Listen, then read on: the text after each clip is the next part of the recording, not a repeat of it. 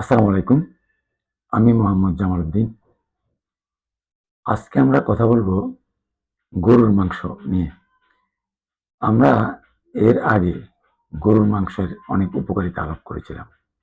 অপকারিতা কিন্তু বলি নাই। আসলে অল্প পরিমাণ কম হিটে পাক করা গরুর মাংস খাইলে আপনার তেমন কোনো ক্ষতি হবে না। তবে যাদের বয়স বেশি তারা ১৫ দিনে ১ বার অথবা ১ মাসে ১-২ দিন গরুর মাংস খাওয়ার চেষ্টা করবেন। তবে কম পরিমাণে প্রতি সপ্তাহে খেলেও কোনো সমস্যা নেই।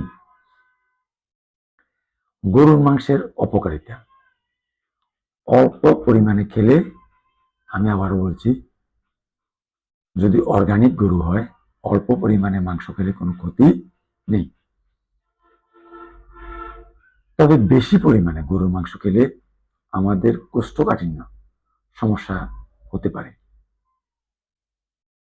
আমাদের যাদের হাই প্রেশার তাদের উচ্চ রক্তচাপের সমস্যা হতে পারে। বেশি পরিমাণে গরুর মাংস খেলে অতিরিক্ত প্রোটিনের কারণে এটা কিডনিতে প্রেশার ফেলতে পারে।